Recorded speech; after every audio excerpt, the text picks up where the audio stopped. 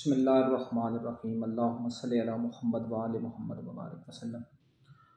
रब ताला का लाख लाख शुक्र है कि रब ताला ने आज का दिन फिर नसीब किया और इस दिन में इस काबिल समझा कि कुछ टूटे फूटे मज़ीद अल्फाज अल्लाह की मखलूक तक पहुँचा सकूँ। और ये मेरे अल्फाज जो हैं सिर्फ बाज़मीरों के लिए हैं, इसमें बेज़मीरों का, सियासी दुमछलों का, जजों और जर्नैलों के डाउटों का कोई भी ना उनके लिए मैं बोलता हूँ और ना मुझे उनकी नाराज़गी की या अपने अल्फाज की नाकदरी की फ़िक्र रहती है, चूँकि अल्फाज होते ही उसके लिए जो उसका एल होता है। आज मैं जो बात करूँगा वो क्या है, वो जो घूमेंगी सारी, सबसे बर्निंग इशू है अमेरिका के इलेक्शन। अमेरिका का वैसे तो हमारे साथ अलग क्या है, वो कहाँ और हम कहाँ, ये बात तो बात की, लेकिन एब्सोल्युटली नॉट का एक ड्रामा रचाया गया और फिर उसके बाद लम्बिया लेट का ड्रामा और उसके बाद दरमियान में ट्रंप के ड्रामे और दरमियान में जो बाइडन के ड्रामे। ये क्या हैं, क्यों हैं, कैसे हैं, अमेरिका क्या है, वो कब बना, उसका आइन कब डेवलप हुआ, उसके आइन में आज तक कितनी तरमीम हुई और अमेरिका की पॉलिसी साजी में पेंटागन का क्या किरदार है, उसके सदर के पास क्या अख्तियारात होते हैं, ऐवान नुमाइंदगान की क्या अहमियत है, सेनेट की क्या अहमियत है, और जो अमेरिका की रियासतें राउंड अबाउट 52 के करीब उनके गवर्नर्स के क्या अख्तियारात हैं या उनकी क्या कैपेबिलिटीज़ हैं, कैपेसिटीज़ हैं और कम्पिटेंसीज़ हैं। और सबसे बढ़कर जो अमेरिका का सदर है, जिसको हम ये भी कह सकते हैं कि दुनिया सारी उसके फ़ैसलों की गिर्द घूमती है। जिस तरह हम कहें ना, अगर हम कुरान उला की बात करें, जनाब ईसा अलैहिस्सलाम की इस दुनिया में तशरीफ़ आवरी से पहले की, तो उस वक़्त यूनान एक बहुत बड़ा इल्म व अमल का फ़्यूज़ व बरक़ात में क्यों कह रहा हूँ, क्योंकि जहाँ इल्म होता है वहाँ अल्लाह का फजल भी होता है। तो वो उसका एक बहुत बड़ा मरक़ा था और एथेंस ही जो उसका दारुल हुकूमत था, वो ही इल्म व हुनर का और दानिश व मता का बहुत बड़ा मरकज़ था, जिसने सुकरात दिया दम ज़माने को, अरस्तु दिया, अफलातून दिया, फीसागोस दिया, अक्लीदस दिया, अर्शमीदस दिया। मेरा ये जहाँ तक मैं कहूँ तो आज तक जो इल्म दानिश के आसमान के ऊपर चमकते सितारे हैं, उनमें से जो बड़े बड़े सितारे हैं, उनमें से ये नाम मैंने आपके सामने लिए। फिर जब हम वहाँ से मूव किया अपने आप को, तो फिर हम कहाँ पहुँचे जी, जनाब ईसा अल-मसीह अलैहिस्सलाम का दौर और उससे मुतसिल दौर जो है मेरे आका मोहम्मद मुस्तफ़ा सल्लल्लाहु अलैहि वसल्लम की दुनिया में तशरीफ़ आवरी से पहले, मतलब अगर हम कहें 1 ईस्वी से लेकर 550 या 560 या 570 71 ईस्वी के दरमियान का जो एरिया था, इसमें रोम जो थी, रोम जिसको हम आज की ज़बान में इटली कहें अगर, तो ये दुनिया के ऊपर फैला हुआ था और दुनिया में सुपर पावर भी यही था। और जो सारा जो घूमता था मरकज़ इक़्तिदार का, सियासत का, इक़्तिसादियात का, माशरत का, मैशियत का, वो सारा रूम के गिर्द घूमा। और रूम के साथ साथ जो रूम का अपोनेंट था, चूँकि हर जगह पर जहाँ आप देखते हैं कोई एक बंदा एट द हाईएस्ट लेवल पर है, तो उसके मुकाबले में भी अल्लाह ने एक बंदा, एक निज़ाम, एक अदारा, एक मुल्क क्रिएट किया होता, तो उसके साथ जो उसका अपोनेंट था वो था पुराने ज़माने का पर्शिया और आज का ईरान। तो चूँकि जो मेरी गुफ्तगू का मरकज़ है वो यहाँ है नहीं है, गुफ्तगू का मरकज़ मैंने आपको पहले बता दिया है, वो सारा किसी गिर्द घूमेगा पेंटागन। और ये जो हमारा जो दुमछलों का नर है, एब्सोल्युटली नॉट इसके गिर्द। लेकिन चूँकि मैं ये ज़रूरी समझता हूँ कि ताकि पस्से मंज़र को मैं आप लोगों के सामने उसको रख सकूँ, क्योंकि जब तक पस्से मंज़र नहीं होगा तब तक हम प्रेजेंट की बात नहीं कर सकते, जब तक उसको हम तारीख़ से जोड़ेंगे नहीं। और फिर जब मेरे आका मोहम्मद मुस्तफ़ा सल्लल्लाहु अलैहि वसल्लम का ज़ाहिरी दौर और उस दौर से लेकर अगर हम फ़र्ज़ किया अगर कहें हम 10वीं सदी ईस्वी तक, तो वो जो दौर था उस दौर में फिर घूमी, फिर दुनिया का निज़ाम घूमा 3 ताकतों के गिर्द। उन 3 ताकतों में एक थी अरब सल्तनत, दूसरी थी हमारे पास ये रोमन सल्तनत, और तीसरी हमारे पास जो थी ये ईस्ट में जो आती है, जिसको हम आज के दौर में अगर हम कहें तो ये जो तुर्कमानिस्तान या तुर्कस्तान का जो एरिया, पूरा तुर्कमानिस्तान तो चलो उसका एक सब पार्ट है, तुर्कस्तान का सारा एरिया, कफकाज के जो एरियाज़ ये सब के गिर्द घूमती थी, जिसको हम अगर उर्फ़ आम में कहें तो रूस और चाइना के एरिया।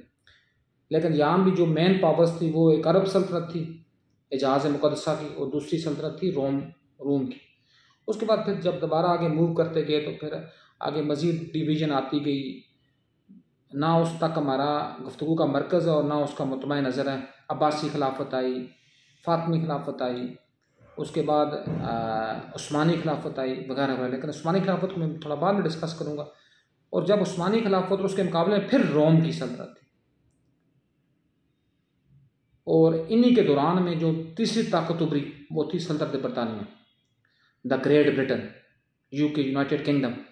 यहाँ भी 3-4 बातें, ये मैं चूँकि मेरा मकसद नहीं है गुफ्तगू का। बरतानिया और तनाज़र में कहते हैं, इंग्लैंड और तनाज़र में कहते हैं, ग्रेट ब्रिटेन और तनाज़र में कहते हैं, और जो इसका बाज़ का हम कहते हैं लंदन, वो और तनाज़र में होता है। तो जो मैं यहाँ बात करता हूँ ग्रेट ब्रिटेन की, यहाँ मैं बात इंग्लैंड की बात नहीं कर रहा, क्योंकि इंग्लैंड को तो सिर्फ हम लंदन और उसके मज़ाफ़ात तक हम उसको मुक़य्यद करते हैं।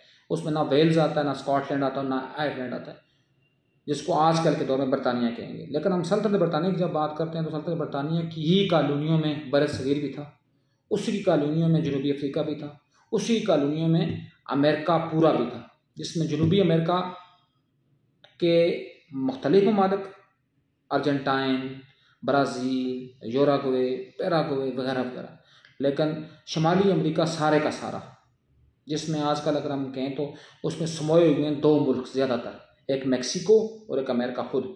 अमेरिका की फिर 52 रियासतें हैं, जो एक एक जो है उनमें से खासकर पेंसिल्वेनिया वगैरह जो हम पूरे पाकिस्तान से ही बड़ी हैं। तो यहाँ उस वक्त जो खिलाफत थी या सल्तनत थी या पावरशिप थी, वो घूमी किसके गिर्द? बरतानिया के गिर्द और सल्तनत उस्मानिया के गिर्द। उस्मानी सल्तनत दम तोड़ रही थी, बरतानवी सल्तनत उभर रही थी। फिर जब हम आगे मूव किया तारीख़ ने, तो फिर यहाँ आगे फिर जो क्लैश पड़े, जब टूटी सल्तनत उस्मानिया, उसके ऐसे बखरे बखरे होने शुरू हुए, तो उसी दौरान में एक नई ताकत उभरी, वो ताकत थी जर्मन ताकत। और ये भी मैं आपको बताऊँ, आपके नज़दीक शायद ये बात सबको पता होगी, लेकिन एक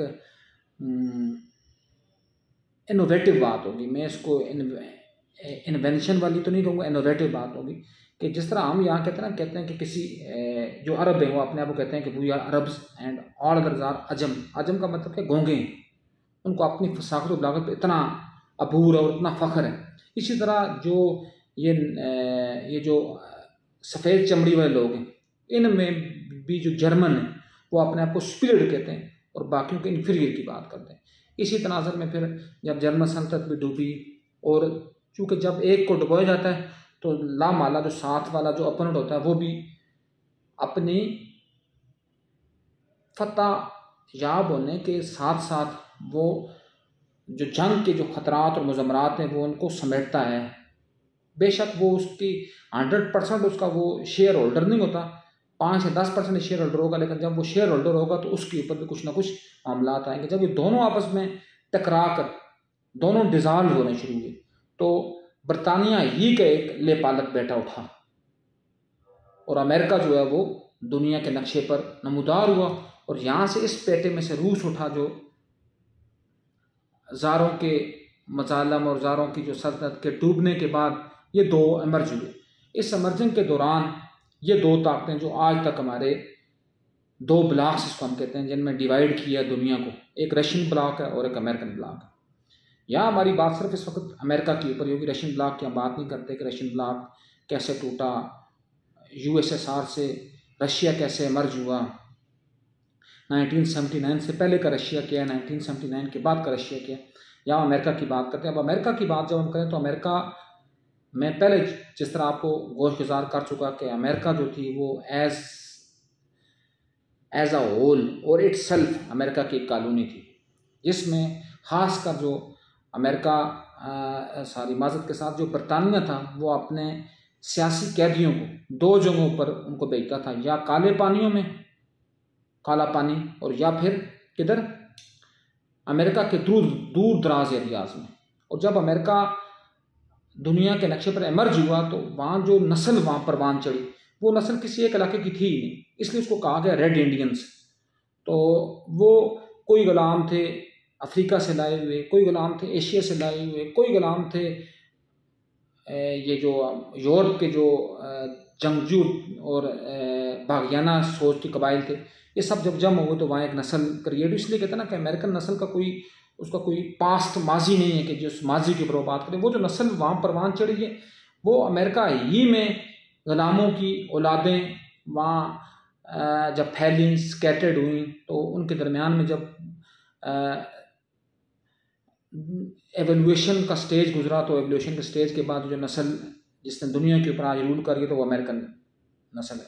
तो जब बरतानिया अपने, ये नहीं कहता कि एट द एंड पर थी, जब उसकी जवाल की इब्तिदा शुरू हुई, जब जवाल उसका शुरू हुआ, चूँकि जब कहते हैं ना, जब सल्तनत बहुत ज़्यादा फैल जाती है, जब कहते हैं कि लालच, जब जिस तरह इंसानों में लालच होता है, इसी तरह लालच सल्तनतों में भी होता है, रियासतों में भी होता है, मुमलकतों में भी होता है और मुल्कों में भी होता है। जिसकी सबसे बड़ी मिसाल, मैं छोटी सी एक मिसाल यहाँ करके फिर मैं जनाब ईसा अलैहिस्सलाम की एक कोटेशन कोड करके फिर मैं आगे निकलूँगा, इसी टॉपिक से निकलूँगा यहाँ से। फिर जब बरतानिया अपने जवाल की शुरुआत में हुआ तो क्या हुआ, 1787 में फिलाडेल्फिया में एक कन्वेंशन हुआ, जिस कन्वेंशन में 17 रियासतों ने मिलके रियासत आयमतदा अमेरिका के नाम से एक मुल्क को इमर्ज करने की तजवीज़ पेश की, जो फिर जाकर 1789 में पाया तकमील तक पहुंची और जॉर्ज वाशिंगटन को उसका पहला सदर नामजद किया गया, मुंतखब किया गया, और उसके बाद फिर अमेरिका की हिस्ट्री शुरू होती है। यहाँ मैं रोक कर मैं आपको सिर्फ लालच के ऊपर आता हूँ, क्योंकि जब लालच आता है मुल्कों में, कौमों में, अफराद में, माशरों में या अदारों में, तो तबाही उनका बर्निंग पॉइंट बन जाती है। अब जनाब ईसा अलैहिस्सलाम अल्लाह के बरगज़ीदा तरीन नबी हैं, अल्लाह के 5 जो नफूस कुदसियाँ हैं, साहब शरीयत रसूल हैं, उनका एक फ़र्द हैं जनाब नूह अलैहिस्सलाम, जनाब इब्राहीम अलैहिस्सलाम, जनाब मूसा अलैहिस्सलाम, जनाब ईसा अलैहिस्सलाम और जनाब रसूलत माब सल्लल्लाहु अलैहि वसल्लम। ये 5 हैं। इनमें भी जिनके मानने वाले फॉलोअर्स इस वक्त दुनिया में सबसे ज़्यादा हैं, वो जनाब ईसा अलैहिस्सलाम के फॉलोअर्स, जो जिनको हम क्रिश्चियंस भी कहते हैं, ईसाई भी कहते हैं, मसीह भी कहते हैं, नसारा भी कहते हैं, ये सारे जनाब ईसा अलैहिस्सलाम के मानने वाले। तो जनाब ईसा अलैहिस्सलाम अल्लाह के इतने बड़े नबी जो बिन बाप दुनिया में तशरीफ़ लाए, जिनके बारे में सूरह मरियम की आयत नंबर 30 वाज़ेह तौर पर कहती है कि ईसा तेरे पैदा होने पर सलाम, ए ईसा तुम्हारे उठाए जाने पर सलाम, ए ईसा जिस दिन दोबारा दुनिया में तशरीफ़ आवर होगा उस दिन पर सलाम। तो जनाब ईसा अलैहिस्सलाम के साथ जिस तरह हमारे रसूल अकरम सल्लल्लाहु अलैहि वसल्लम के जो साथी हैं उनको सहाबा के नाम से मौसूम किया जाता है, इस तरह जनाब ईसा अलैहिस्सलाम के जो साथी थे उनको अवारियों के नाम से मौसूम किया जाता था। और इसलिए ईसा अलैहिस्सलाम की एक अनोखी शान ये भी है कि ईसा के मानने वाले मुसलमान भी हैं, ईसा के मानने वाले क्रिश्चियन भी हैं, ईसा के मानने वाले साबी भी हैं जो नजूम परस्त हैं, या जिनको हम आम कहते हैं नजूम परस्त, वैसे वो नजूम परस्त की बात है नहीं है, जो वो यहया अलैहिस्सलाम के अकवाल और उनके इक़दार के ऊपर चलने वाले लोग हैं। बेशक ये मानने की बात है कि आज तक वो अकवाल और उसमें काफ़ी हद तक बदल आया होगा, लेकिन हम किसी को ये नहीं कह सकते कि वो बंदा या वो लोग या वो मज़हब मुकम्मल तौर पर जो है ना वो अपनी हैसियत खो गए। तो मोहम्मद मुस्तफ़ा के जो मानने वाले मुसलमान हैं उनके लिए भी पहली शर्त यह है कि उन्होंने तमाम नबियों को मानना, अमानतु बिल्लाहि व मलाइकतिही व कुतुबिही व रसूलिही। जिस तरह किताबों पर ईमान लाना ज़रूरी है, हम मानेंगे कि तौरात भी अल्लाह की किताब है, ज़बूर भी अल्लाह की किताब है, इंजील भी अल्लाह की किताब है और कुरान हकीम भी अल्लाह की किताब है, लेकिन हमने अहकामात कुरान के मानने, मुक़द्दस हमारे लिए सारी एक जैसी। जिस तरह जड़ा वाला वाक़या हुआ था, मैंने उसके ऊपर एक बात की थी, मैंने कहा था कि जिन्होंने इंजील जलाई है इसका मतलब कि उन्होंने कुरान जलाया है, क्योंकि मानना तो मुक़द्दस हमारे लिए वो भी ऐसी है, वो भी इलामी किताब है। तो बात से बात लंबी हो जाएगी, तो यहाँ से मैं आगे निकलता हूँ। तो जनाब ईसा के जो साथी थे या उनके जो मानने वाले थे उनको कहते थे अवारी।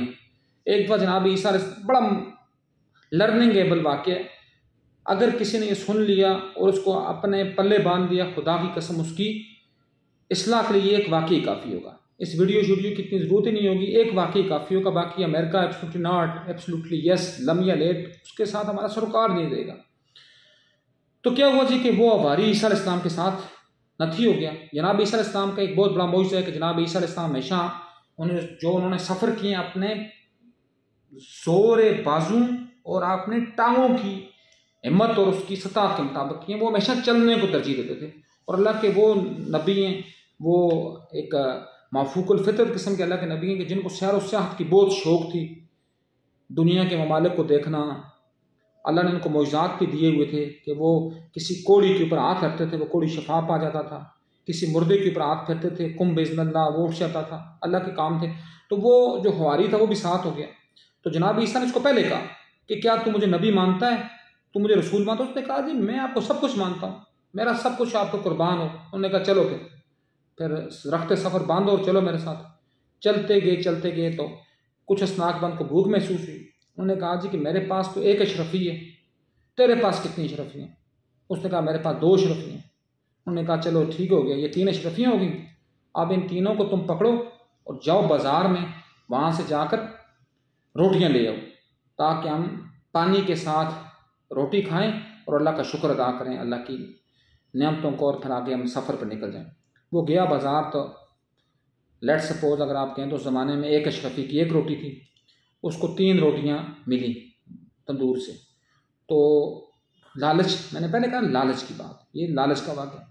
उसके दिल में ये लालच पैदा हुआ कि ईसा ने तो मुझे 1 अशरफी दी है, मेरे पास 2 अशरफियाँ थी, तो जब मैं ये 3 रोटियाँ लेकर जाऊँगा तो ईसा भी 1.5 रोटी खाएंगे, मैं भी 1.5 रोटी खाऊँगा, तो मेरी तो आधी रोटी ज़ाया हो जाएगी। उस बदबख्त ने ये किया जी कि उसने 1 रोटी खुद खा ली वहाँ। और जब ईसा के पास पहुँचा तो उसने कहा कि मुझे 3 अशरफियों की 2 रोटियाँ मिली हैं। जनाब ईसा अलैहिस्सलाम ने रोटी अपने से खाई, उसको भी खिलाई और अल्लाह का शुक्र अदा किया। लेकिन उससे ये पूछा कि रोटियाँ कितनी थी। पहले पूछा तुम मुझे अल्लाह के नबी मानते हो? उसने कहा मैं आप पर कुर्बान, मेरी नस्लें आप पर कुर्बान। जिस तरह हमारे साथ ही लोग जुड़ जाते हैं, जब वो कहते हैं ना, जब आपके ऊपर अल्लाह की अनायात होती हैं, आप पर ज़मीन वसी हुई होती है, तो लोग आपके साथ नथी हो जाते हैं। तो वो भी कहता है कि हाँ जी ईसा अलैहिस्सलाम, मैं आपको क्यों नहीं मानूंगा जी, मैं तो आपको अल्लाह का नबी भी मानता हूँ, रसूल भी मानता हूँ, मैं आपको मरबी और मौसम भी मानता हूँ, लेकिन रोटियाँ 2 ही थी। जनाब ईसा ने उसकी बात मानी और चल गए। जब आगे चले तो जबकि ईसा को सारी बातों का पता था कि क्या था, कितना था, कितनी नहीं थी। या मैं आगे जाकर जब इसकी कंक्लूड करूँगा तो आप इस वाक़े से लाज़िम मुस्तफ़ीद नहीं हो, महसूस नहीं होंगे, मुस्तफ़ीद होंगे। तो आगे गए तो आगे उनको फिर इंसानी तकाज़ा, बशरी तकाज़े, उनको फिर भूख की तलब महसूस हुई। तो ईसा अलैहिस्सलाम ने एक हिरन को बुलाया, क्योंकि अल्लाह का नबी, मैं आज अपने एक दोस्त से एक बात कर रहा था कि जो अल्लाह के अंबिया हैं, अल्लाह के रसूल हैं, इमाम हैं, जो अल्लाह की तरफ से इमामत के रुतबे पर फाइज हैं, मौला अली अलैहिस्सलाम की नस्ल से, उनके लिए अल्लाह पाक ज़मीन सारी उनके लिए मुसख्खर कर देता है। उनको ये ज़रूरत नहीं होती कि उनको परिंदों की बोलियाँ कब सीखनी हैं, जानवरों की ज़बानें कब सीखनी हैं, हवा पानी की ज़बान कब सीखनी है, जिनों की ज़बान कब सीखनी है, इंग्लिश कब आनी है, फ्रेंच कब आनी है, उर्दू कब आनी है, उनके लिए सब चीज़ें अल्लाह मुसख्खर कर देता है। तो जनाब ईसा अलैहिस्सलाम ने जब उस हिरन को बुलाया तो हिरन चोकरियाँ भरता हुआ आया। तो ईसा अलैहिस्सलाम उसको ज़बह किया। ज़बह करने के बाद उसको उसकी खाल वगैरह उतारी, और उतारने के बाद उसको भूना, और भून को जब खाना शुरू किया तो सिर्फ आपने उसको कहा कि तुम सैर और खाना खाओ, लेकिन ये कोशिश करना कि हड्डी कोई टूटे ना। जब उन्होंने खाना खाया, सब कुछ उससे मुस्तफ़ीद हो गए उसके गोश्त से, तो उन्होंने क्या किया जी कि उन हड्डियों को जमा किया और उनके ऊपर अपना हाथ बार फेरा और कहा अल्लाह के हुक्म से, कुम बेज़नल्लाह, अल्लाह के हुक्म से तू खड़ा हो जा। हिरन खड़ा हो गया और चौकरियाँ भरता हुआ जंगलों में गायब हो गया। ये वाक़यात मैं उसके लिए कह रहा हूँ जिसको अल्लाह और उसके रसूल की हिकमत पर ईमान होगा। बाकी लफंडरों के लिए ना हमारे अल्फाज हैं और ना हम अल्फाज की बजाया करते हैं। तो फिर ईसा ने उससे पूछा कि अल्लाह का, जब उन्होंने अल्लाह का शुक्र अदा किया कि अल्लाह तू, जिस तरह ईसा ने सूरह माइदा में फरमाया रब्बना अंज़लना अलैना माइदतम मिनस समाई, कि ए रब तू आसमानों से हमारे ऊपर खाना नाज़िल फरमा। तो फिर जब उससे पूछा कि ए मेरे हवारी, ए अल्लाह के बंदे, तू क्या मुझे नबी मानता है? उसने कहा या रसूल अल्लाह, या रूह अल्लाह, या नबी अल्लाह, ए मरियम के बेटे, मेरा सब कुछ आप पर कुर्बान, मैं तो आपको रसूल भी मानता हूँ, नबी भी मानता हूँ। तो उन्होंने फरमाया जी कि अगर तुम मुझे रसूलुल्लाह, अल्लाह का नुमाइंदा मानता है तो तब बता रोटियाँ कितनी थी? उसने कहा रोटियाँ 2 ही थी। उन्होंने फिर उसको साथ बांधा और आगे चले गए। जब आगे गए तो उसको समझाने की बात, दुनिया की हकीकत, आगे गए तो आगे एक सोने की ईंट पड़ी हुई थी, सारी मज़क सर आगे सोने की 3 ईंटें पड़ी हुई थी। उन्होंने कहा जी कि ये 3 ईंटें अब हम तकसीम करेंगे, एक ईंट तेरी है, एक ईंट मेरी है, और एक ईंट उस बंदे के जिसने तीसरी रोटी खाई थी। तो वो चूँकि दुनियादार था, लानती था, दुनिया की मोहब्बत थी, तो उसने कहा जी ईसा अलैहिस्सलाम मैं माज़रत करता हूँ आपसे, लेकिन वो रोटी तीन ही थी, लेकिन वो रोटी मैंने खा ली थी। तो ईसा अलैहिस्सलाम ने कहा मैं ये सब तुम्हें आजमाने के लिए बात कर रहा था, मेरी ईंट भी तुम्हें पहुँची, तुम्हारी ईंट भी तुम्हें पहुँची, और वो तीसरी ईंट भी तुम्हें पहुँची, लेकिन तुमने मेरा साथ छोड़ना, इसके बाद तुम्हारा मेरे साथ कोई सरोकार नहीं। ईसा अलैहिस्सलाम उसको वहीं दी ईंटें और खुद आगे रखते से फिर बांधा उसको अपने से अलग किया। वो बंदा दिल में बड़ा खुश हुआ जी कि मैंने तो नऊज़ बिल्लाह ईसा अलैहिस्सलाम के साथ याद कर दिया और मैं तो कामयाब हो गया हूँ, मैंने तो 3 ईंटें सोने की पा ली। उसी इस्लाम वो उस खुशी में ही गर्क था कि 3 डाकू आ गए, उन्होंने उसके ऊपर हमला किया। हमला करने के बाद तीनों ईंटें उसे छीनी और उसका सर तलवार से कलम कर दिया। फिर दुनिया की बेसबाती थी, उन तीनों को अल्लाह के करने भूख लगी। उन्होंने कहा जी कि पहले हम खाना खा लेते हैं, फिर ईंटें हम तकसीम करेंगे और आगे अपना सफ़र शुरू कर देंगे। एक बंदे को भेजा पैसे देकर बाज़ार से खाना पीना लाने के लिए, और दूसरे 2 अपने डेली रूटीन के कामों में बिजी हो गए, वहाँ दस्तरखान बिछाने में, लकड़ी शकड़ी जमा करने में। अल्लाह का करना क्या हुआ, वही लालच क्या हुआ जी, उस बंदे को जो बाज़ार गया था उसके दिल में ये लालच, इस लालच ने जन्म लिया कि ये 3 ईंटें जब मैं वहाँ जाऊँगा ये तकसीम होंगी, एक एक ईंट हमें सोने की मिलेगी, तो इससे बेहतर नहीं है कि मैं खाने में जहर मिला दूँ, तीनों की 3 मेरे काम आ जाएंगे। तो अल्लाह के करने उन 2 के जन्म में ये मनसूबा बना कि अगर हम तकसीम करेंगे तो 3 ईंटों में से एक एक ईंट हम सब कैसे में आएगी, क्या ये अच्छा नहीं होगा कि हम छुप जाते हैं, और जब वो बंदा हमारे पास आएगा तो हम पहाड़ की ओट में से या किसी जगह की ओट में बैठ कर हम उसके ऊपर पत्थर सर में मार देंगे, तो उसका काम तमाम हो जाएगा और हमें 1.5 ईंट मिल जाएगी। यही हुआ, जब वो वहाँ पहुँचा तो वो छुपे हुए थे, उसके सर में ईंट मारी, सर में पत्थर मारा, वो वहाँ ही मर गया। वो दोनों ने बड़े खुश हुए कि अब हमें 1.5 ईंट मिलेगी, लेकिन उन्होंने कहा पहले हम खाना खा लेते हैं, इसने खाना लाया हुआ है, फिर हम तकसीम करते हैं, फिर निकलते हैं। जब खाना खाया तो वो 2 भी वहाँ ही मर्दार हो गए। तो अल्लाह का काम, अल्लाह का करना दुनिया को समझाने के लिए जनाब ईसा अलैहिस्सलाम जब वापसी का सफ़र उन्होंने शुरू किया, तो वापस जब वहाँ पहुँचे तो क्या देखा जी, तीनों ईंटें वहाँ मौजूद हैं और साथ 4 लाशें मौजूद हैं। ये थी दुनिया की बेसबाती। ये मैंने कहा कि जब लालच किसी जगह पर क्रिएट होती है तो उसका सबसे बड़ा मेन मकसद होता है कि उसने ख़त्म होना है, उस जगह ने ख़त्म होना है, उस अदारे ने ख़त्म होना है, उस मुल्क ने ख़त्म होना है, उस मुमलिकत ने ख़त्म होना है, उस रियासत ने ख़त्म होना है, उस हुकूमत ने ख़त्म होना है, उस शहंशाहियत ने ख़त्म होना है। तो यही कुछ हुआ बरतानिया के साथ। जब उनकी पेट की हवस, उनकी इक़्तिदार की हवस ख़त्म नहीं हुई, मतलब उन्होंने हर तरह के जिसको कहते हैं कि हथकंडे अपनाए, दुनिया के ऊपर हुकूमत की, कहते हैं कि रेती दुनिया के कमो बेश उस वक़्त के 3 बरआज़मों पर मुकम्मल तौर पर, एक बरआज़म पर आधी बरतानिया की हुकूमत थी और सारे बरतानिया के बराह रास्त या बिलवास्ता किस्म के गुलाम थे। तो जब लालच अपने पीक पर पहुंचा तो अल्लाह ने जब उनको ज़मीन खींचनी शुरू की, तो अमेरिका उससे जब अमेरिका उससे अलहदा होना शुरू हुआ अमेरिका, तो वही 1787 में फिलाडेल्फिया में कन्वेंशन हुआ। 13 रियासतों ने उस वक़्त की इस बात के ऊपर तैयार किया कि हम रियासत मुत्तहिदा अमेरिका के नाम से हम एक अपना मुल्क बनाएंगे जिस पर हम अपनी हुकूमत कायम करेंगे, और इसी के बाशिंदों को, रेड इंडियंस को यह हक होगा कि ये अमेरिका के वसाइल और उसके मसाइल के ऊपर बात कर सकें। और सारे में जो मेन जो काम था, मेन मौका जो था, वो था यहूदी सोच। इसलिए कहते हैं आज भी अमेरिका की पॉलिसी में सबसे जो टॉप लेवल के ऊपर बात है वो सारी यहूदियत की बात है। वो ही उसकी पॉलिसी में हिस्सा लेते हैं, वो इसकी पॉलिसियों को कामयाब करते हैं या नाकाम करते हैं। ये ट्रंप बन गया या कमला हैरिस बनती, कोई फ़र्क नहीं आना, ठीक है। ये देख लेंगे आप, जो लोग आज खुशियाँ मना रहे हैं, कुछ भी नहीं होगा। चलो इसके ऊपर मैं बाद में आता हूँ, पहले मैं इस डिटेल से जाता हूँ। तो 1789 में अमेरिका एक मुल्क के तौर पर मर्ज हुआ। तो फिर अमेरिका का कानून और आइन लिखा गया। तो अमेरिका के आइन में पहले ही साल में 10 उसमें तरमीम हुई, 10 तरमीम। जिस 10 तरमीम में रियासतों को हुकूक दिए गए, रियासतों की मसावी सतह पर उसके वसाइल की तकसीम कारी के ऊपर बात की गई, वगैरह वगैरह। सदारती निज़ाम के ऊपर बात की गई, पार्लिमानी जमहूरी निज़ाम की वास्तवों को देखते हुए उससे दूर रहने की कोशिश की गई।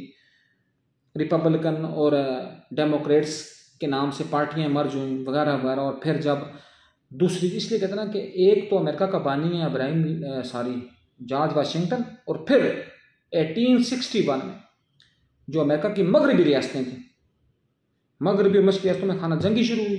और अब्राहम लिंकन जो लकड़ाड़े का बेटा था, वो उस वक़्त मुल्क का हुक्मरान था, उसने उन खाना जंगियों पर काबू पाया और अमेरिका एक पावरफुल स्टेट बनकर दुनिया के नक्शे पर अपना वजूद बखेरता गया। तो इसलिए कहते हैं कि 1861 अमेरिका की तारीख में एक दूसरा संग मेल। तो मेरा कहने का मतलब ये था कि आज तक अमेरिका के आइन में तकरीबन 3.5 सदियाँ हो चुकी हैं। आप अंदाज़ा लगा लें, 1789 से लेकर 1989 तक आ गई 3 सदियाँ, और आज आ गया 2024। तकरीबन कमोबेश 3.5 सदियों में अमेरिका के आइन में कितनी तरमीमें हुई हैं? 27। उसमें तरमीम इतना मुश्किल और पेचीदा काम है कि समझने के ना होने के बराबर है। उसमें तुलबा की डिबेट्स भी होंगी, किसानों की डिबेट्स भी होंगी, ताजरों की डिबेट्स भी होंगी, आम सिटीजन्स की डिबेट्स भी होंगी, जो ओल्ड सिटीजन हैं उनकी डिबेट्स भी होंगी, साइंसदानों की डिबेट्स भी होंगी, प्रोफेसर्स की डिबेट्स भी होंगी। तब जाकर कहीं वो मसवदा जो है वो ऐवान नुमाइंदगान में जाएगा, फिर सेनेट में जाएगा, 2 ताई अक्सरियत होगी, फिर जाकर सदर के साइन होंगे, और फिर वो जाकर कहीं उसमें तरमीम होगी। लेकिन ये जो अशराफी और बदमाशी की रियासत है, इसने एक काम में 78 सालों में ही अमेरिका की बराबरी कर दी है। वो है आइन का परखच्चे और उसकी लंपटने में। क्या किए जी? आज 78 साल हुए इस रियासत को वजूद में आए हुए, और इसमें 27 तरमीमें हो चुकी हैं। 26 तो डायरेक्ट हो चुकी हैं, और 26वें के बाद जो 27वीं, जिसमें ये चीफ्स की मुद्दत को 5 साल किया गया, ये जो सुप्रीम कोर्ट पहले ही बकवास था सारा, इसके जजों की तादाद को 17 से 34 किया गया, हाई कोर्ट के जजों की तादाद को इस्लामाबाद हाई कोर्ट की 8 से 12 किया गया, और फिर अल्लाह इन पॉलिसी साजों का बेड़ा गर्क करे, फिर क्या किया गया? कल सुना है जी कि सिर्फ हाउस रेंट जो था, आप सुनेंगे ना तो बंदा कहता है या अल्लाह मैं इस मुल्क में किस लिए पैदा हुआ। 80,000 से एक जज का हाउस रेंट 6 लाख किया गया। मुझे बताएं, क्या इनके गर्दों में पहले सरिये कम थे? क्या अब गर्दों में सरिये आएंगे और फिर ये हमारे ऊपर बात करेंगे, और फिर ये हमें चरबा देंगे, F-59 का चरबा।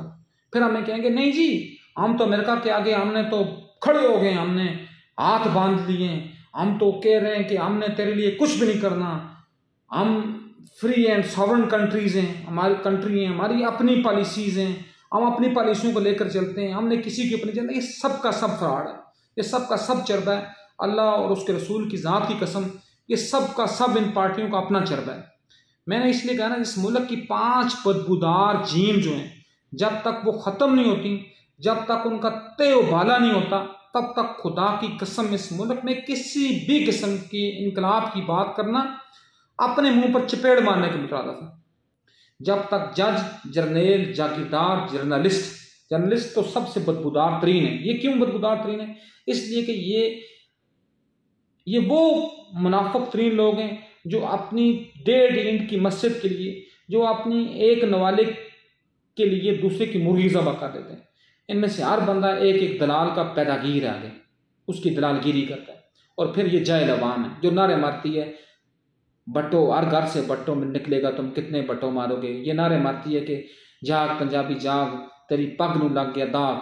किस लिए? नवाज शरीफ इक़्तिदार में लाने के लिए। ये वो बदबूदार कौम जो पठानों, जिनकी बहुत खूबियाँ हैं, लेकिन सबसे बड़ी खामी क्या है कि वो थोड़े जहन के कच्चे लोग होते हैं। तो क्या है जी कि उनको ये बताया गया जी न्याजी तुम्हारा ये कुछ कर लेगा। ये सब ऊपर से इकट्ठे, इनके ऊपर छतरी एक ही है, ये सारे अमेरिका के गुलाम हैं। अल्लाह का शुक्र हुआ, मैं तो कहता हूँ अल्लाह का बहुत बड़ा करम हुआ है कि अमेरिका में ट्रंप ने इलेक्शन जीता है। ये यूथियों की थोड़ी सी जो है ना, इनकी जो हरकत और सकनात है वो नापी गई है। बाकी तो हम मानते थे, हम मान रहे हैं। मैं अभी कह रहा हूँ, ये जो नवाज शरीफ के जो खोता बिरयानी खाने वाले पटवारी हैं, या जो भट्टो के लड़काना के उबलते गटरों पर की बदबू के बम्बूके सूंघने वाले जियाले, ये तो वैसे बबांगे दोल कहते थे कि we are the slaves of America, हम अमेरिका के गुलाम हैं। लेकिन ये इनको न्याजी ने कहा नहीं जी न्याजी 3 खूबियाँ न्याजी क्या जी। उसने अक़वाम मुत्तहिदा में जाकर तकरीर की है जी कि इस्लाम के लिए मेरा सब कुछ कुर्बान है, ला इलाहा इल्लल्लाह हमें आज़ादी देता है। वो अल्लाह के बंदो उसने कब कहा? छोटी सी एक बात हुई थी जिस बात पर जब ये कहा गया कोई बागैरत मुसलमान होता तो उसके लिए सबसे बड़ी ज़ात जो वो रसूलुल्लाह सल्लल्लाहु अलैहि वसल्लम की हुर्मत की ज़ात है। जब फ्रांस के मलऊन सदर मैक्रोन ने ये बात अपनी गंदी ज़बान से की थी, रसूल आप सल्लल्लाहु अलैहि वसल्लम की ज़ात के ऊपर उसने मलफूजात कुछ भौंके थे, तो चाहिए ये था कि ये उसके साथ अपने तल्लुकात को ख़त्म करता, लेकिन उसने कहा नहीं हम तो अब फ्रांस से लड़ नहीं सकते। तो क्या तुमने क्या कर लिया? तुमने नहीं लड़े तो तुम फिर भी तबाह हुए। कम से कम उसके लिए कोई वहाँ कोई एक मजबूत अपना मौक़िफ़ दिया होता, कम से कम आज तुम सरखरूत होते।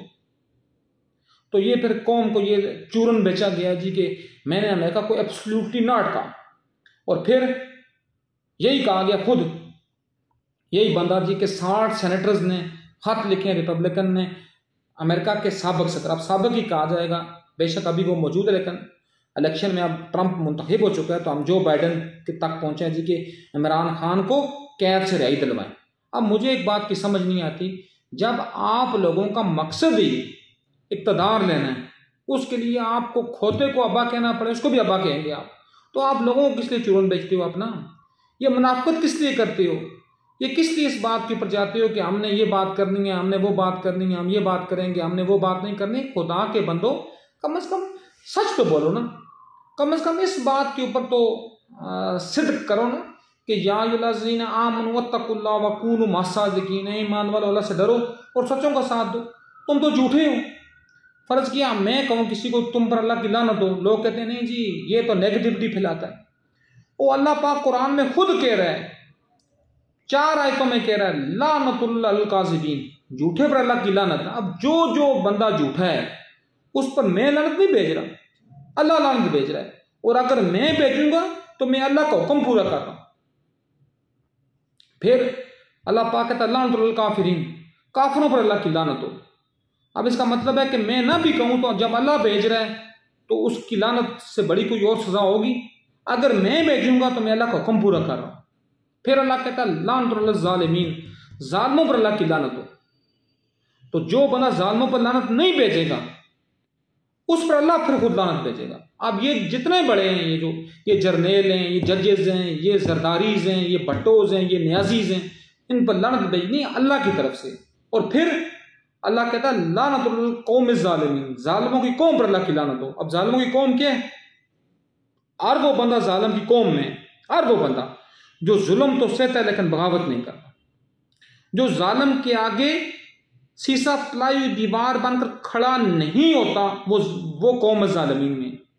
जो जुल्म सहता है, खंदा पेशानी से सहता है, वो कौम ज़ालिमीन है। जो इस जमहूरी तमाशे का किसी भी तौर पर वोट देने में, वोट लेने में, वोट की तरवीज करने में या किसी भी और जुमरे में जो इसके साथ अपने आप को नथी करता है, वो क्या है? कौम ज़ालिमीन। तो कौम ज़ालिमीन पर लानत भेजना भी मेरे आका मोहम्मद मुस्तफ़ा सल्लल्लाहु अलैहि वसल्लम के रब की सुन्नत है। तो जो नहीं भेजेगा वो रब की सुन्नत का तारक है। तो प्रॉब्लम और पॉइंट, जो मेन पॉइंट है जिस पर दोबारा हम आकर फिर उसी एंगल पर जाते हैं, तो ये सिर्फ और सिर्फ हमें लुभाने के, हमें ये बहाने होते हैं। इसका फर्ज क्या ना, आपने अगर देहात में आप गए हो तो देहातों में चिड़ियों को, छोटी चिड़ियों वगैरह को, अबाबील को या हुदहुद वगैरह को या बटेर को पकड़ने के लिए वो फंदे तैयार करते हैं। क्या करते हैं जी कि वो एक छाछ के साथ अपना एक डंडी सी उसको खड़ी करते हैं।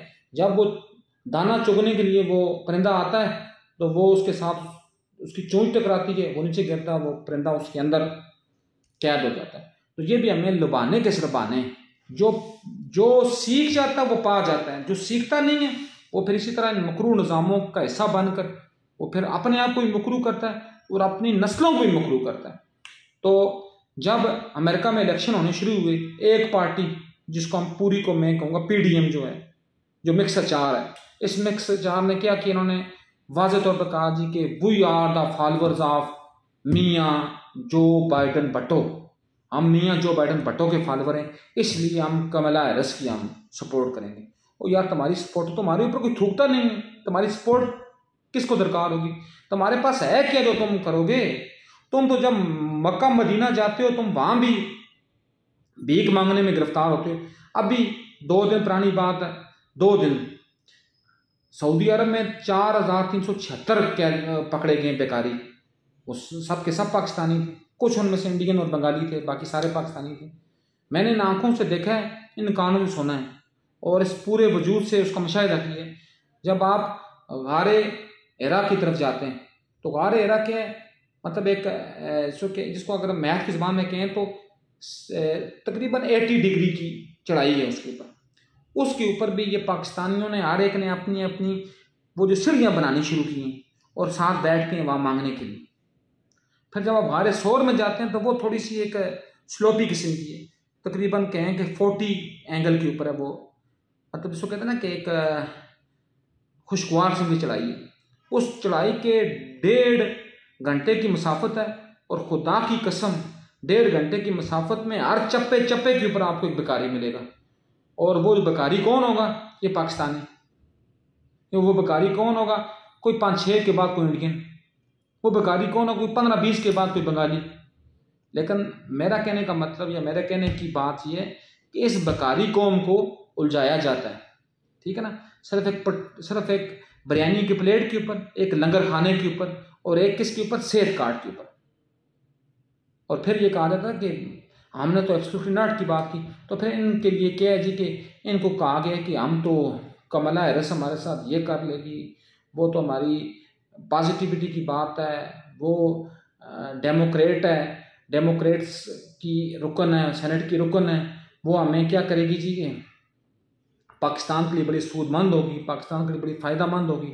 तो लोगों ने डेरों के हिसाब से अंधे होकर आंखें बंद करके एहसन इकबाल जैसे अरस्तू ने जो ये नून लीग है ना, जो बिल्कुल लीग तो नहीं है, लीग ही है, तो नून लीग का जो अपने आप को अरस्तू कहता है जी, एहसन इकबाल ने जो कभी वजीर प्लानिंग एंड डेवलपमेंट रहा है, कभी वजीर पेट्रोलियम रहा है, कभी 2030 में हम छोटे थे तकरीबन, ये कब की बात है 1999 की या 98 की बात है, इसने एक प्रोग्राम दिया था कि 2030 का विजन।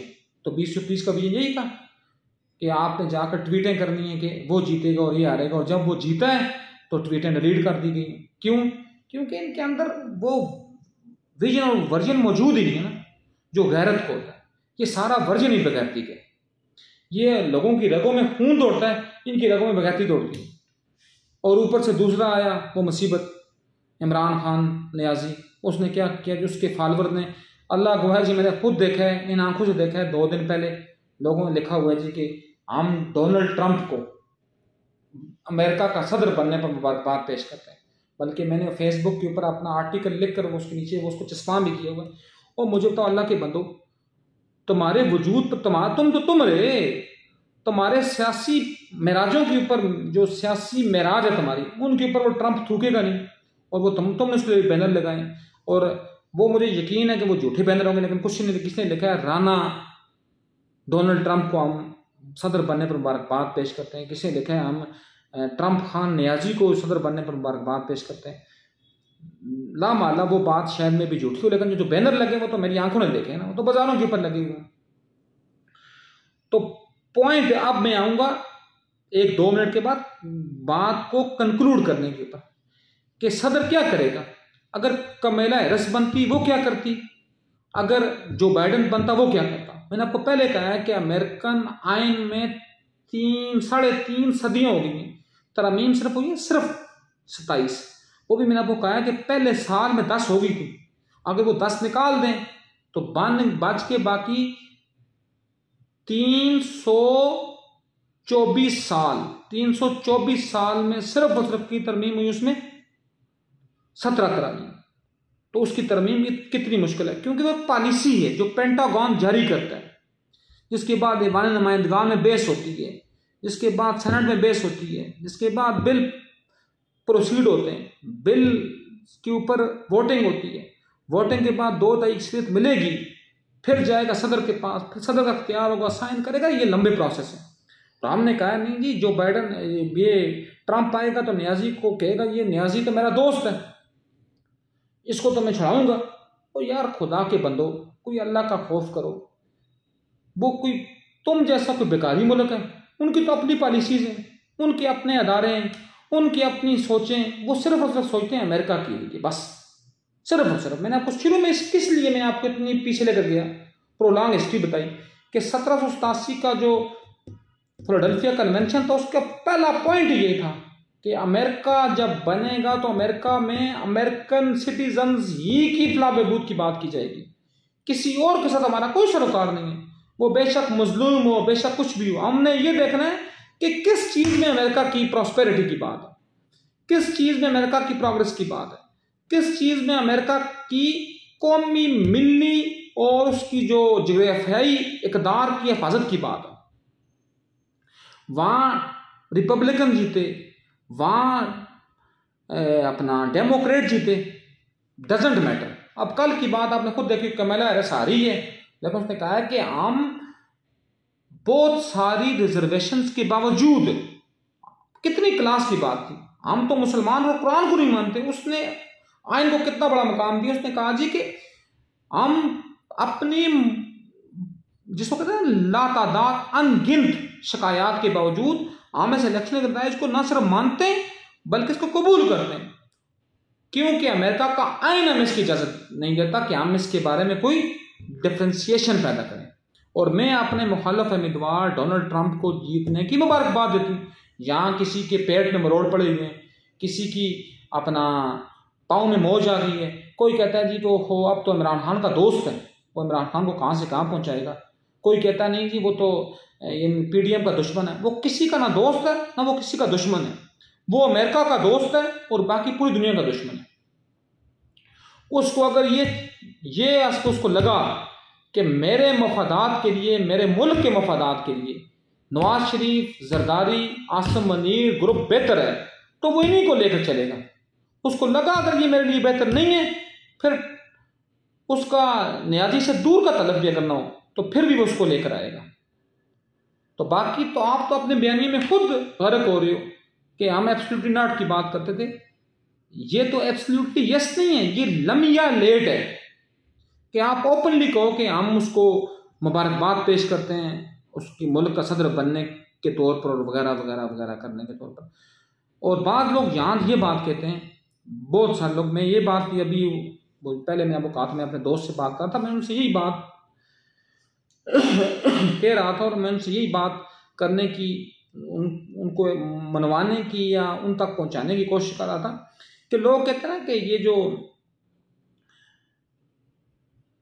ट्रंप है ये क्या है, ये पागल शागल है, ठीक है ना। लेकिन मैं आपको अपने जितना मेरे पास कुछ अल्लाह के करम से कोई हिस्ट्री का नॉलेज है या मैं कोई इंटरप्रिटेशन का तालिब इल्म हूँ या कोई मैं अपना तज्जिया नगारी की बात करता हूँ या मैं अपने तौर से कोई चीज़ देता हूँ, तो मैं कहता हूँ कि अमेरिका के मैंने दो बंदों की बात की थी, किसकी, जॉर्ज वाशिंगटन की और अब्राहम लिंकन की।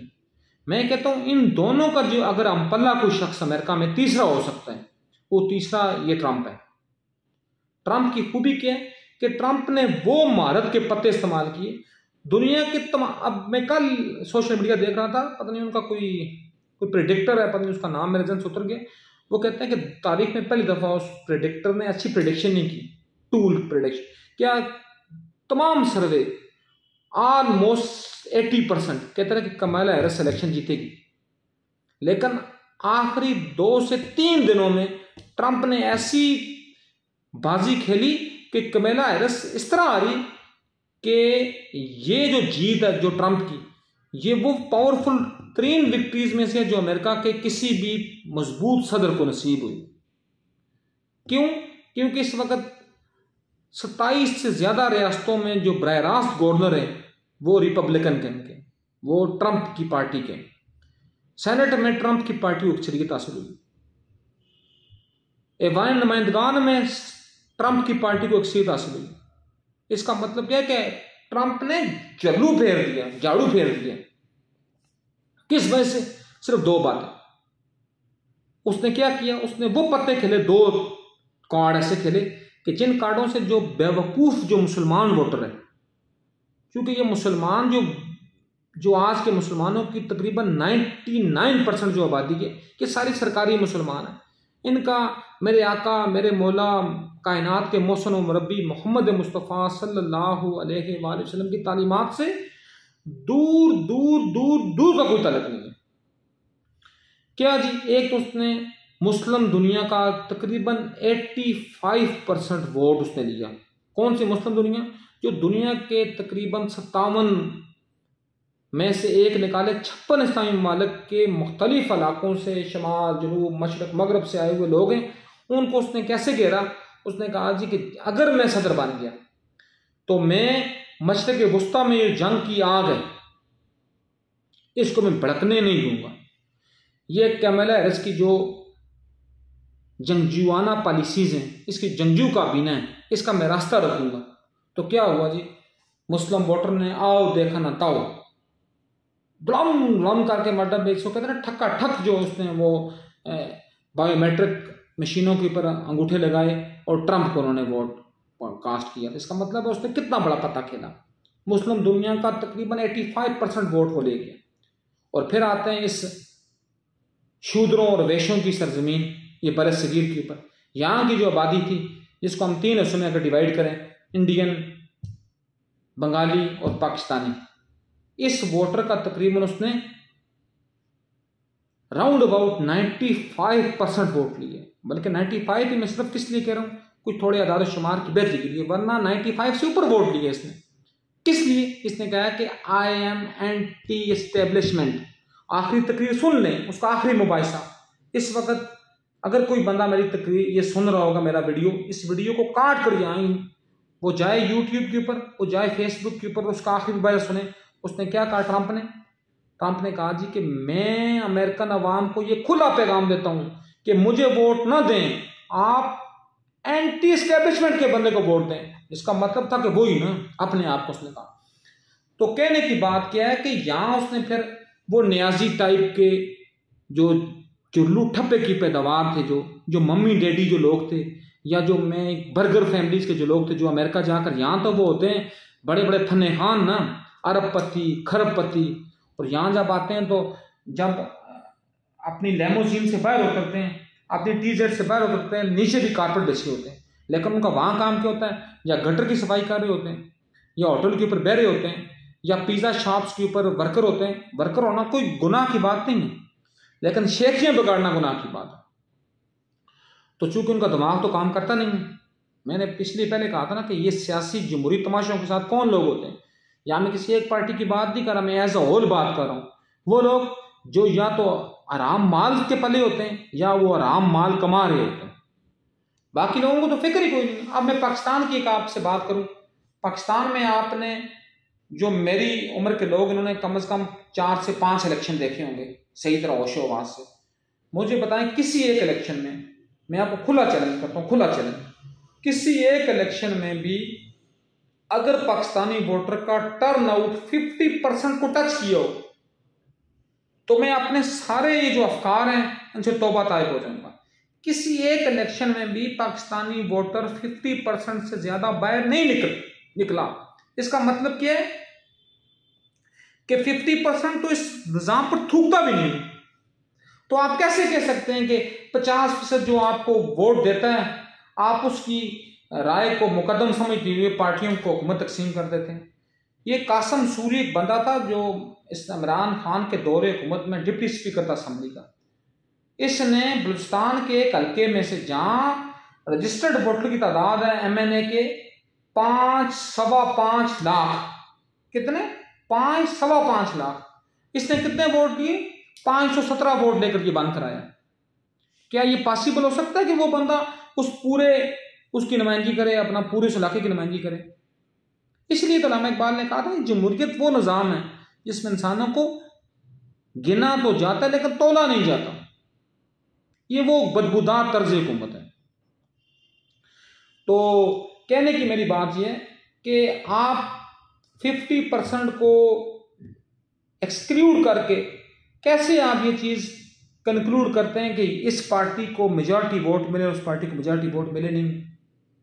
अगर जमहूरियत की बात करें कि जमहूरियत जो बदतरीन निज़ाम हुकूमत है, ये वहां फिर बेहतर है जहां लोग कम से कम वोट तो देते हैं ना।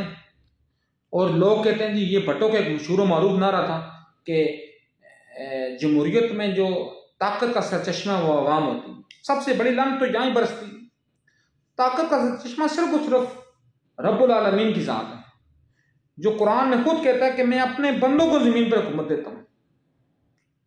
और वो बात बड़ी प्यारी की है फजल रहमान ने, बड़ी अच्छी उसने बात की। उसने कहा जी कि ज़रूरी नहीं कि हुकूमत अल्लाह पाक किसी बेहतरीन बंदे को दे, वो यजीद जैसे पलीद को भी हुकूमत दे सकता है, लेकिन इज्जत नहीं देगा।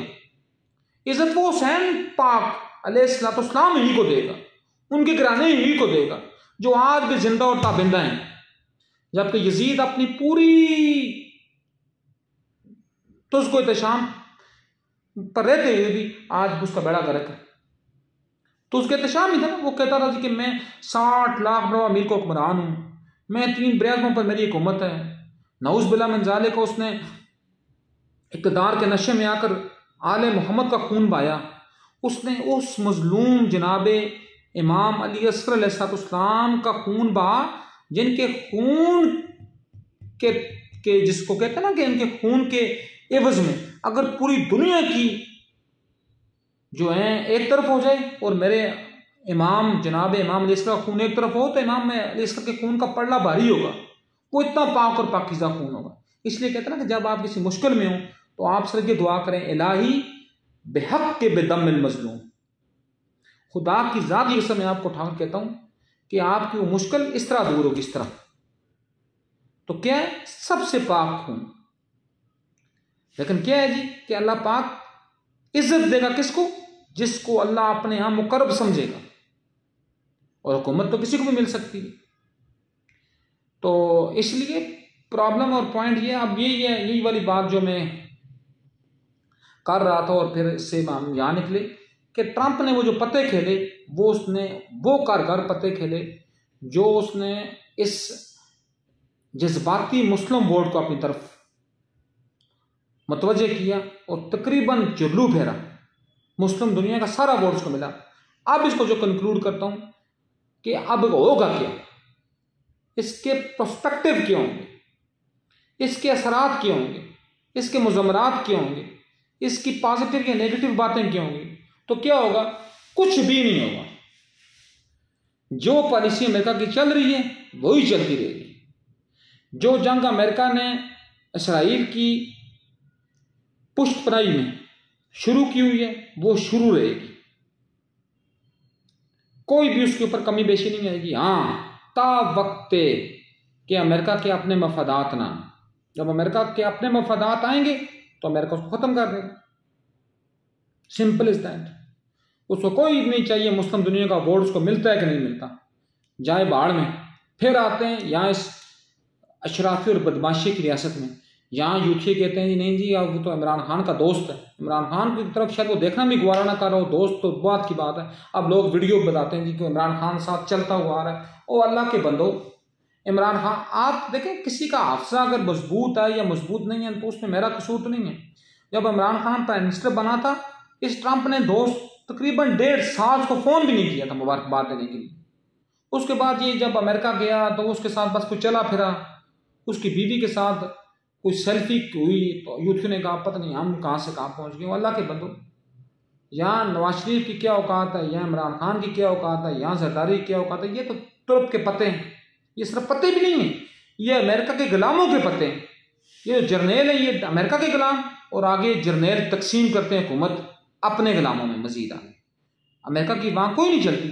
अमेरिका अपने गुलामों को फ्री हैंड दिया हुआ उसने कि तुम जैसे बेहतर समझते हो वैसा चाकर लेकर आओ, वैसा नौकर लेकर आओ, लेकिन शर्त एक होगी कि वो हमारे मफादात का महफूज होगा, वो हमारे मफादात की तर्जमानी करेगा, वो हमारे मफादात को साथ लेकर चलेगा।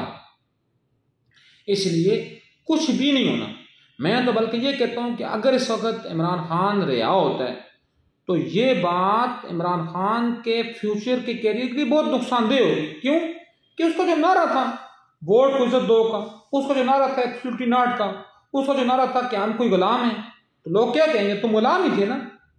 जो बाइडेन के गुलाम नहीं थे तो ट्रंप के गुलाम थे, उस एस्टेब्लिशमेंट के गुलाम नहीं थे जो अपना डेमोक्रेट्स को पसंद करती थी, तो तुम रिपब्लिकन वाली उसके गुलाम। मतलब गुलामी क्या, ये कान यहाँ से पकड़े यहाँ से पकड़े, कान तो मेरे ही है ना, उसमें क्या फर्क पड़ेगा। तो ये बात है कि इस बात को समझ जाना चाहिए कि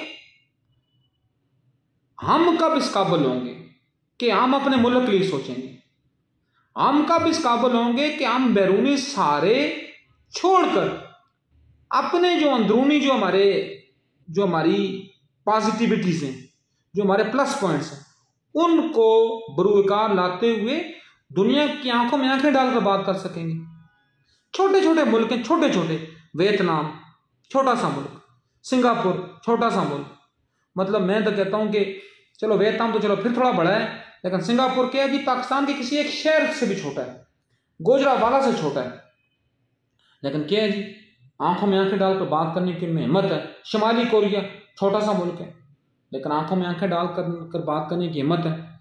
ईरान की बात कर लेते हैं, वसाइल में हमसे बहुत पीछे, लेकिन इक्तसादियात में, तरक्की में हमसे कम से कम 2-3 सदियाँ आगे।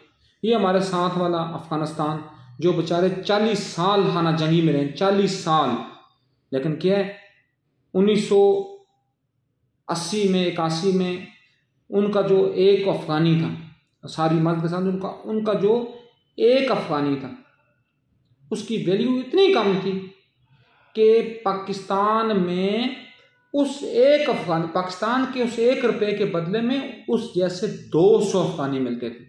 ये भी मैं थोड़ा सा जिसको कहते हैं ना कि उस पैराए में मैं शायद उसको मजीद भी वैल्यू नहीं किया, लेकिन ये है कि जिस वक्त सबसे अफगानिस्तान के अच्छे हालात थे, उस वक्त पाकिस्तानी 1 रुपया और अब 200 अफगानी उसके मिलते थे। अफगानी उनकी करेंसी का नाम है, अफगानी बंदे का नाम नहीं है, किसी के हम हैं अफगानी मिलते थे। लेकिन आज देखें, आज की सूरत हाल देखें, आज पाकिस्तान के 4.5 रुपये मिलकर एक अफगानी बनता है। तो कौमें ऐसे बनती हैं, कौमें ऐसे नहीं बनती कि हमने ये देखना है कि ट्रंप आएगा तो हमें आज़ादी मिलेगी, जो बाइडेन आएगा तो हमें आज़ादी मिलेगी, वो बनेगा तो हमें ये मिलेगा, ये बनेगा तो हमें वो मिलेगा। हमें तब कुछ मिलेगा जब हम अपने ऊपर इन्हिसार करेंगे। तो उनका जो इन्हिसार है ना, उनका मैंने पहले कहा है कि उनका इन्हिसार उनकी पॉलिसीज़ हैं जो उनको पेंटागन जारी करता है। उस पेंटागन की पॉलिसीज़ के सामने जो अमेरिकन सदर है, जो दुनिया का समझ ले सदर है, उसकी हैसियत सिर्फ रबर स्टैंप की तरह की। वो उनकी पॉलिसियों से अपने आप को मुकम्मल तौर पर, हाँ ये है कि वो इख्तलाफ कर सकता है, वो उसमें चेंजिंग करवाने का मजाज है, वो पॉलिसीज़ को किसी हद तक पॉलिश कर सकता है, वो पॉलिसी को किसी हद तक जिद्दत दे सकता है, वो पॉलिसीज़ में तराश कर सकता है, लेकिन वो पॉलिसीज़ को चेंज नहीं कर सकता। उसमें ये है ही नहीं है। मैंने वो कहा ना कि अमेरिकन आसमानी किताबों बाइबल, तौरात और कुरान जैसा अपना आइन समझते हैं, तो वो आइन के आगे सरेंडर करते हैं। तो ये कैसे मुमकिन है कि अमेरिकन सदर जो है वो अपनी पॉलिसी से आगे हटकर, उसको सिर्फ और सिर्फ इमरान खान ही मिला हुआ है। मैंने पहले आपको कहा ना कि उसको 1.5 साल लगा था इमरान खान को फ़ोन करने में कि तुम्हें मुबारक हो पाकिस्तान का वज़ीर बनने में। तो अब क्या उसके पास और थोड़े काम होंगे, उसने अपनी पॉलिसियों को देखना होगा, उसने तकरीबन कमोबेश 215 मुल्कों के हालात देखने होंगे, उसने अपने जो बराह रास्त मुखालिफ हैं रूस और चाइना, उसने उसकी पॉलिसियाँ देखनी होगी। उसने ये देखना होगा कि मैं कैसे इस काबिल बन सकूंगा कि मैं चाइना का रास्ता रोकूं। वो ये कहेगा मैं कैसे इस काबिल होऊंगा कि मैं जो हमारी सर जंग है, जो यूक्रेन में लड़ी जा रही है, जो गजा में लड़ी जा रही है, मैं इसके ऊपर कैसे उसको अपने तौर पर मोल्ड करूंगा। तो क्या उसको यही है कि उसको फिक्र खाई जाएगी कि पाकिस्तान में हालात कैसे हैं और पाकिस्तान के हालात के मुताबिक यहाँ कौन सा सदर आ रहा है, कौन सा वज़ीर-ए-आज़म आ रहा है।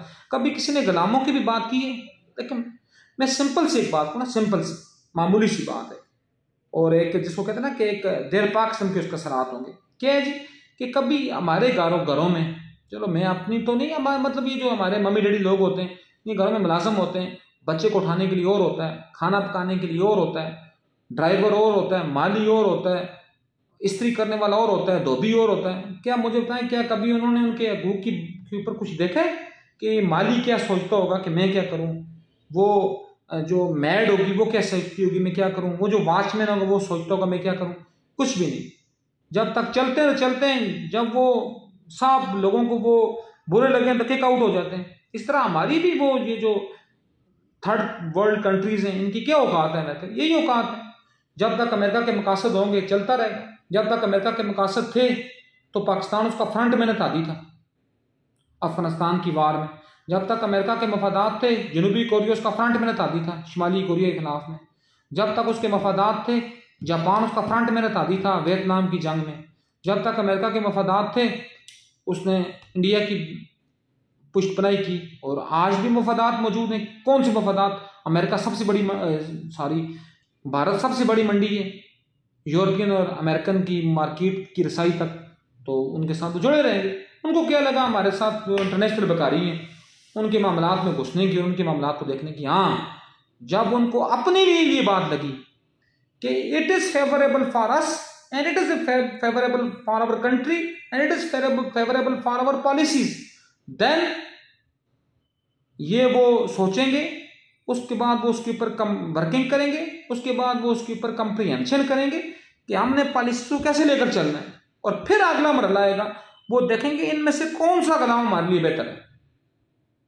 ये नहीं है कि किसी की शक्ल अच्छी है, किसी के फैन फॉलोइंग जो है वो 200 मिलियन है, किसी कोई बदू बदी का गाना गाने वाला है, कोई प्रोग्राम बढ़ गया कहने वाला है, कोई क्या है कोई क्या है। नहीं, उनके लिए कौन सी बड़ी बात है।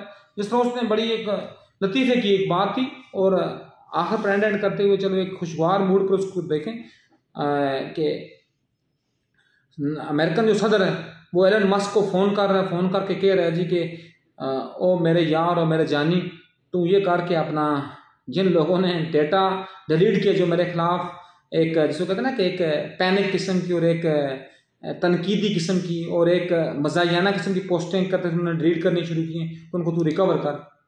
तो बात यह है कि अब यहाँ से एहसन इकबाल की क्या औकात है कि वो उसकी पोस्टें अमेरिकन सदर पड़ेगा, नियाजी की क्या औकात उसकी पोस्टें अमेरिकन सदर पड़ेगा, शाबाश की भी क्या औकात उसकी पोस्टें अमेरिकन सदर पड़ेगा। और खुदा के बंदो, तुम अपने ही घरों में अगर ठीक हो तो फिर भी बड़ी बात है, तो वरना कभी गुलाम की च्वाइस नहीं देखी जाती। तो यही थी अब हमारी बात, यही थी हमारा पूरा लुबे लबाब कि एब्सोल्युटली नॉट क्या था कि नहीं जी मैंने तो मुकम्मल तौर पर ये कर दिया, अपना इनकार कर दिया कि मैं ये काम नहीं करूँ। जिस तरह 8 साल चूरन बेचा मुशर्रफ लाइन ने, उसने कहा जी सबसे पहले पाकिस्तान नहीं था, सबसे पहले मुशर्रफ था, मुशर्रफ का बेटा बिलाल था, उसकी बीवी सेबा थी, ये सबसे पहले थे। पाकिस्तान बेचारे की किसी को कोई फिक्र नहीं है। इसी तरह इमरान खान के लिए कोई नहीं है एब्सोल्युटली नॉट, उसके लिए एब्सोल्युटली यस है पिंकी पीरनी, उसके लिए एब्सोल्युटली यस है अपना पिंकी पीरनी के पुराने 6 बच्चे, उसके लिए एब्सोल्युटली यस सिर्फ ये है कि अपना गोभी का पेट कैसे भरा जाएगा और फिर ये छोटे मोटे जो हैं जुल्फी बुखारी शिकारी जैसे छलावे ये कैसे वाशनों के तौर पर काम आते रहेंगे। तो बाकी हमारी बका इसी में, हमारी जिसको कहते हैं ना कि हमारी डेवलपमेंट सिर्फ इसी में कि हम अपने वसाइल को देखें। हमें भी वही फिलाडेल्फिया कन्वेंशन की ज़रूरत है। हम भी अगर अपने आप को ये देखें कि हमने एक बड़ी कौम बनना है, हमने वो कौम बनना है जिस कौम के बनने के लिए इस मुल्क की बुनियाद रखने का सोचा गया था। तो उसके लिए सबसे ज़रूरी बात यह, सबसे पहले हम कहें कि पाकिस्तान की कंसिक्वेंसेस के हैं, पाकिस्तान के मफादात के हैं, पाकिस्तान के दुश्मन कौन से। ये नहीं देखना कि इमरान खान के दुश्मन कौन से हैं, जरदारी के कौन से हैं और नवाज शरीफ के कौन से। ये तो गेम घूमती के पहले 2 के गिर्द घूमती थी।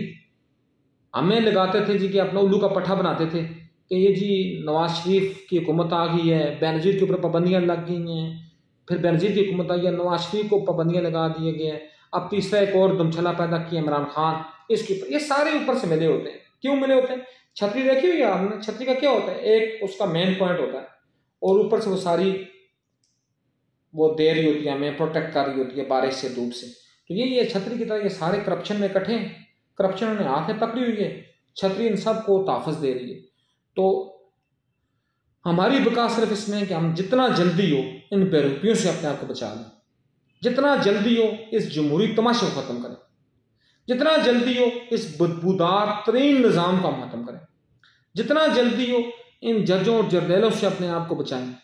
अब मुझे समझ नहीं आती कि उस मुल्क, जिस मुल्क की तकरीबन 80% जो आवाम है उसको 2 वक्त की रोटी नसीब नहीं है, उस मुल्क में एक जज को आप 80,000 से डायरेक्ट उठाकर 6 लाख उसका हाउस रेंट कर दें।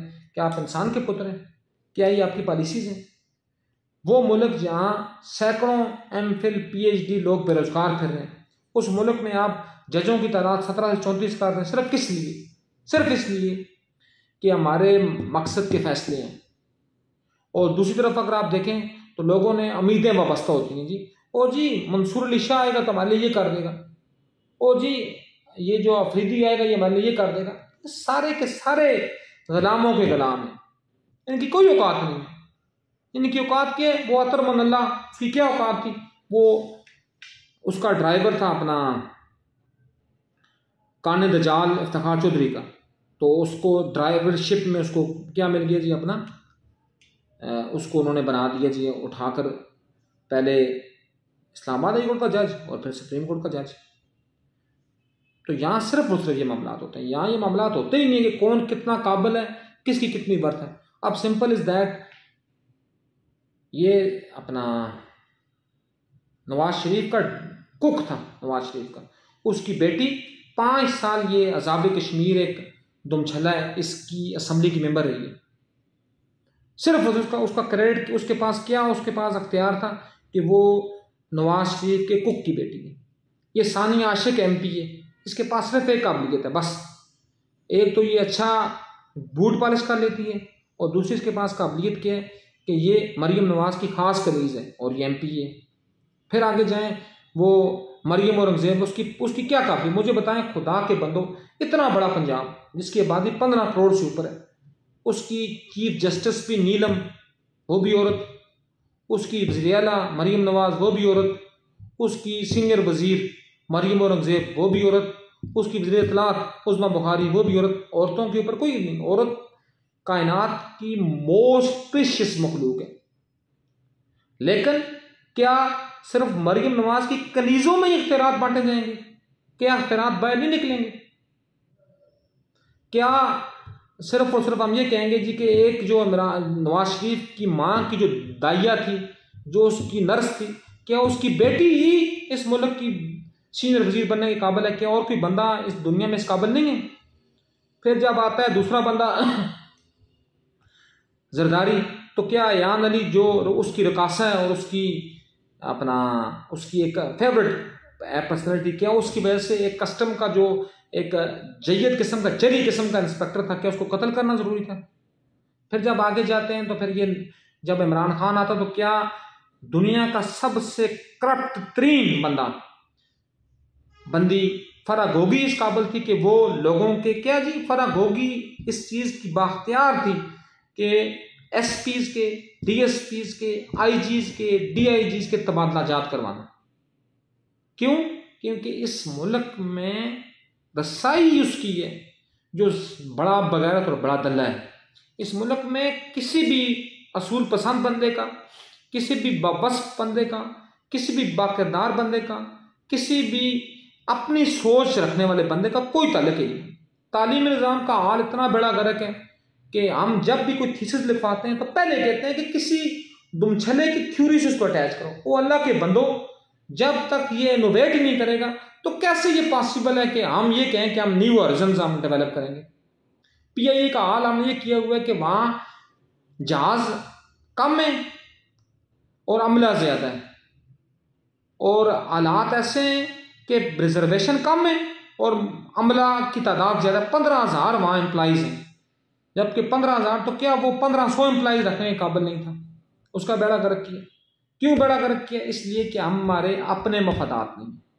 हमारे मफादात सिर्फ क्या होते हैं, जब कुर्सी है तो कुर्सी को सलाम करना है, जब कुर्सी छिन गई तो फिर हमने कहना नहीं जी ये तो अमेरिका ने हमें उतारा है, और जब उतर गए तो रात हमारी होती है लोगों के जूतियों में, लोगों के पाँव चाटने में, और दिन के वक्त हम क्या बने होते हैं, इनकलाबी रहनुमा बने होते हैं। इसके लिए सिर्फ एक ही इससे बचने का रास्ता है कि इन बेरूपियों को पहचान लें, ये जहां आपको मिले इनके चेहरों के ऊपर थूकें। अगर थूक नहीं भी सकते कम से कम ज़हन में ये लाजमन ये चीज़ लेकर आए कि मैंने इसके मुंह पर थूक दिया हुआ। कम से कम क्या होगा कि आपका ज़मीर मुतमईन होगा। देखें मुझे बताइए जान है कितनी। वो बड़ा प्यारा किसने शेर कहा था कि नज़ा की आखिरी हिस्ट्री को ज़रा गौर से सुन, सारी ज़िंदगी का खुलासा इसी एक आवाज़ में। बड़े बड़े जी हमारे होते हैं जी फिलासफर किस्म के माइंड के लोग, उनको पता ना जी हम सरकारी मुलाजिम हैं जी, दिन पूरा इस तरह बैठे रहेंगे, टांगे फेंकी होंगी टेबल के ऊपर, सही है, और फिर जब हमारी उम्र हो जाएगी 55-56 साल तो हमें ये रोग हमें खाने लग जाएगा, यार अब हम तो हमें रिटायरमेंट होने में हमें रह गए 4 साल, हम रिटायरमेंट के बाद तो हमें कोई जूती भी नहीं मारेगा। फिर क्या होता है जब रिटायर होते हैं तो उनको ब्लड प्रेशर भी होता है, शुगर भी होता है, उसके बाद उनका दिल भी फैल हो चुका होता है, वगैरह वगैरह तमाम किस्म की जुमला बीमारियां उन खबीसों के अंदर मौजूद होती हैं। और वो 60 साल की उम्र में 120 साल के अधेड़ उम्र जैसे बन जाते हैं। लेकिन यही देख लें अगर आप अमेरिका में, चूंकि वो क्या है दिल के साफ हैं, दिल के काले नहीं हैं, तो क्या है ट्रंप 80 साल की उम्र के करीब करीब का बंदा है, वो दुनिया का सदर बनता है। जो बाइडन 82 साल से ऊपर का वो अमेरिका को रूल कर रहा है। क्यों? क्योंकि उनकी अंदर सफाई है, वो अंदर से साफ है, और ये अंदर से खोखले हैं, ये अंदर से काले हैं। इसलिए कोशिश करें अपने अंदर को साफ करें, और इन सरकारी दुमछलों के पीछे भागते हुए हमारा क्या है, बस ये काला कोट पहन लिया किसी ने, और जूं ही पहन लिया है तो अगले बंदे की ख्वाहिश होती है कि मैंने जज बनना है। उस जज बनने के लिए वो दुनिया की हर खबासत की वो चाटता है, उसकी जूती चाटता है। मतलब बड़े सीनियर वकील से लेकर बार एसोसिएशन के नुमाइंदों से लेकर बार कौंसिल के नुमाइंदों से लेकर जजों तक की जूतियां चाटता है, लेकिन बनता कुछ भी नहीं। और एक बंदा है जी, अभी छोटा सा मजलूम सा बंदा भर्ती होता है किसी MPA MNA के जूते चाट कर यूनिवर्सिटी में भर्ती होता है जूनियर लेक्चर, उसकी पहली ख्वाहिश होती है कि मैं VC बन जाऊंगा। उसके लिए वो VC डीन प्रोफेसर की जूतियां चाटता है। होता क्या है, ना वो इधर का रहता है ना वो उधर का रहता है। इसलिए खुदारा एब्सोल्युटली नॉट, एब्सोल्युटली यस और लम्बिया लेट की बातों से निकल कर अपने आप को पहचाने। कहते हैं ना कि जिसने अपने आप को पहचान लिया उसने रब को पहचान लिया। मन अरफा नफ्स हुआ अरफा रब्बहू, ठीक है, जिसने अपने नफ्स को पहचान लिया उसने मालिकुल मुल्क को पहचान लिया। तो सबसे बड़ी बात यह कि अपने आप को पहचाने। सूरह हशर 28वें सिपारे की सूरत है, उसमें अल्लाह पाक क्या फरमाता है कि ये शायद ये समझते हैं कि इन्होंने मुझे भूल दिया। नहीं, इन्होंने मुझे नहीं भूला, मैं इन बदबख्तों को भूल चुका हूं।